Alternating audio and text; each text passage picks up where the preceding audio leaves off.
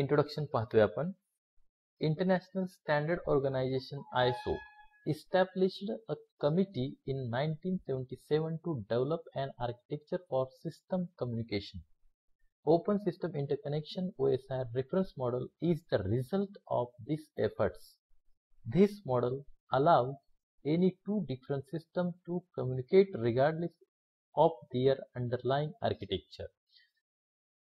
Network, computer network जे आहे ते कॉम्प्युटर नेटवर्क फिजिकली कशा पद्धतीनं चालतं याच्यासाठी ISO म्हणजे इंटरनॅशनल स्टँडर्ड ऑर्गनायझेशननं 1977 मध्ये स्थापना केली की त्याचं आर्किटेक्चर कसं कम्युनिकेट करतं त्याच्यासाठी OSI रेफरन्स मॉडेल एक ऑर्गनायझेशन असणारी बनवण्यात आलेली आहे.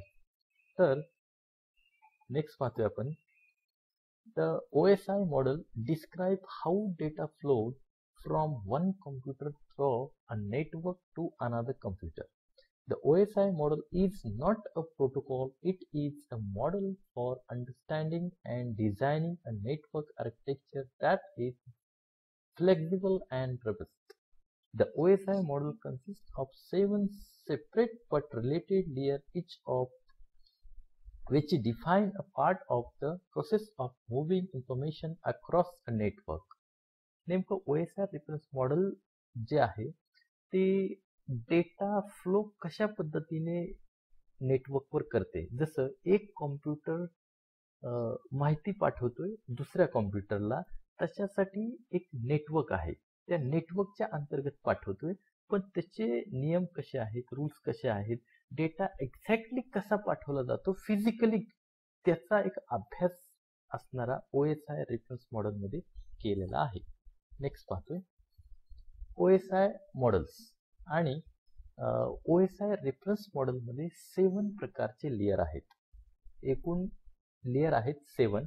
तर त्या 7 लेयरचं क्लासिफिकेशन केलेलं आहे.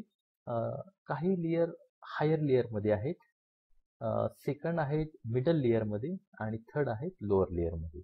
आता आपण हे पाहू की हायर लेयर मध्ये कोणकोणते लेयर यूज केले जातात. पहा, ऍप्लिकेशन लेयर.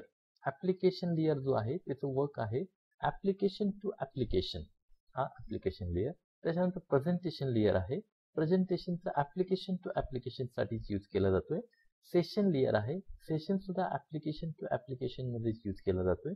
त्या ठिकाणी ट्रान्सपोर्ट लेयर आणि नेटवर्क लेयर हे मिडल लेयर म्हणून वापरले जातात. त्यापैकी ट्रान्सपोर्ट जो आहे तो ट्रान्सपोर्ट लेयर आपल्याला प्रोसेस टू प्रोसेस असणारं कम्युनिकेशन दाखवतोय. त्या ठिकाणी नेटवर्क लेयर आहे source to destination using router, source to destination. आता हे राउटर काय, तर राउटर एक नेटवर्क डिव्हाइस आहे, त्याचा यूज केला जातो.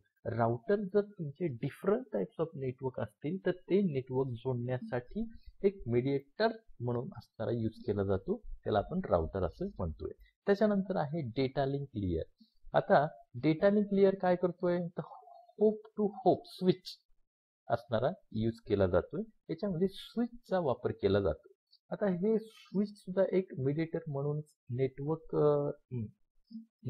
डिव्हाइस आहे, ते असणारं वापरलं जातं.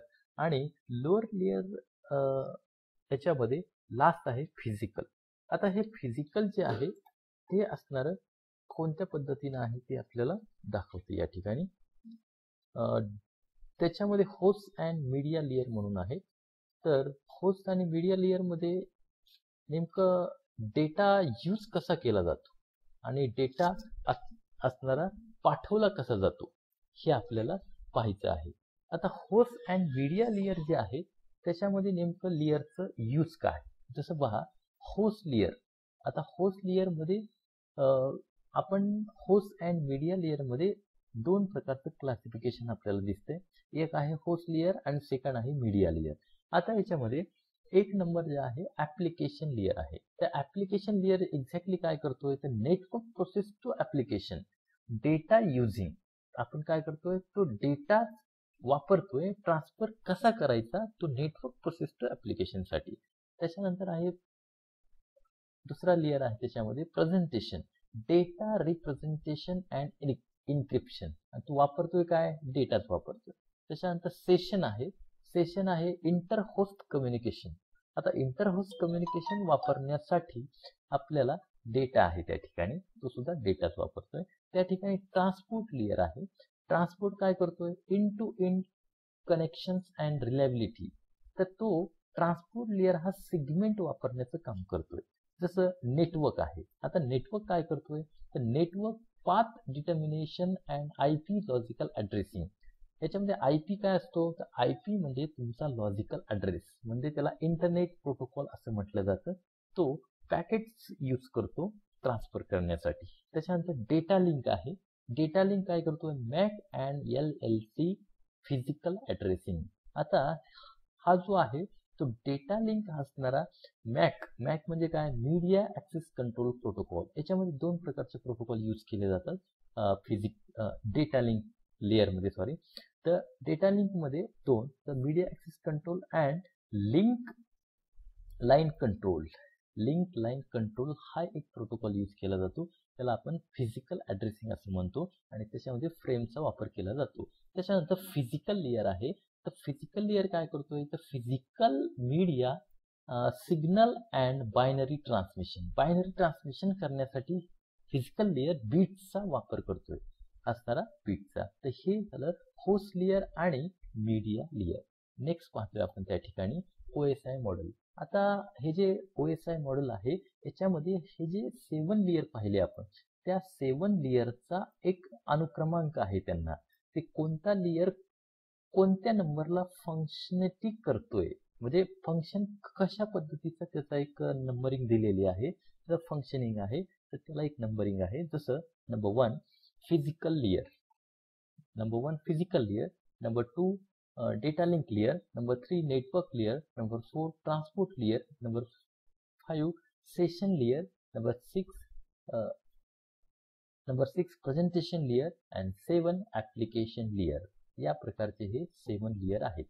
त्यानंतर आपण याच्यावर OSI रिफरन्स मॉडेलवर आधारित काही असणारे प्रश्न पाहतो. या ठिकाणी क्वेश्चन बँक आहे. तर नंबर 1 चा क्वेश्चन आहे, which layer in OSI model perform the network routing flow control and error control function. याचा आन्सर आहे network layer. Which layer is the layer 2 in OSI network model? याचं उत्तर आहे data link layer. Third question पाहतोय, which layer is the layer 4 in OSI model? याचं answer आहे transport layer. Which is the sixth layer in OSI communication model? याचा answer आहे presentation layer. आणि fifth number, what is the abbreviation of OSI? याचा answer आहे open system interconnection. आणि sixth number आहे, which is a reference tool for understanding data communication between any two network system? याचा answer आहे OSI model. Thank you.